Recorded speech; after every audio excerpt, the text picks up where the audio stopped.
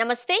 YS Jaganmohan Reddy పరిపాలనా కాలంలో తీసుకున్న నిర్ణయాలు సమస్తం రద్దు చేయడానికి, అప్పటి ఒప్పందాలన్నీ రద్దు చేయడానికి, వాటన్నింటినీ కూడా అవినీతిమయమైన ఒప్పందాలుగా ప్రొజెక్ట్ చేయడానికి చంద్రబాబు నాయుడు ప్రభుత్వం చాలా కష్టపడుతున్న సంగతి అందరికీ తెలుసు. ఇప్పుడు సెకీతో ఒప్పందాలు కుదుర్చుకున్న విషయంలో అదానీ నుంచి 1750 కోట్ల రూపాయలు జగన్మోహన్ రెడ్డి లంచాలు తీసుకున్నారు అని FBI నివేదికలో పేర్కొన్నట్టు వార్తలు గుప్పుమంటున్నాయి.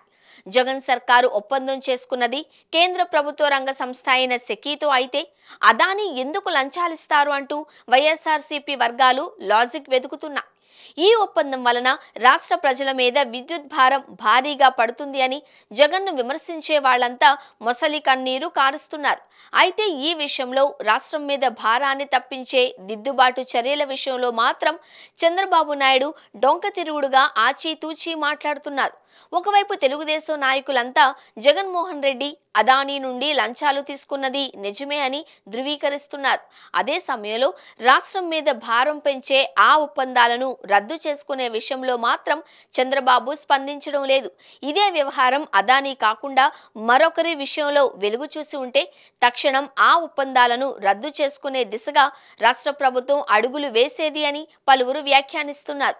ఈ గొడవ అదానీతో ముడిపడినది అయ్యేసరికి ఒప్పందాల రద్దు అంటే అదానీకి ఆగ్రహం వచ్చే అవకాశం ఉంది కాబట్టి చంద్రబాబు నాయుడు చాలా జాగ్రత్తగా మాట్లాడుతున్నారు. ఒప్పందాలను పునఃసమీక్ష చేస్తారా అని విలేకరులు అడిగితే ఒప్పందాల రద్దు అంశానికొస్తే పెట్టుబడిదారులు విశ్వాసం కోల్పోకుండా, మరోవైపు ప్రజా ప్రయోజనాలకు భంగం కలగకుండా అన్ని కోణాలలో పరిశీలించి ముందుకు వెళ్లాల్సి ఉంటుంది అంటున్నారు. అంటే అదానీకి కోపం రాకుండా చూసుకోవడం నా బాధ్యత అని చంద్రబాబు ఇండైరెక్టుగా చెబుతూ ఉన్నట్లుగానే ఈ మాటలున్నాయి.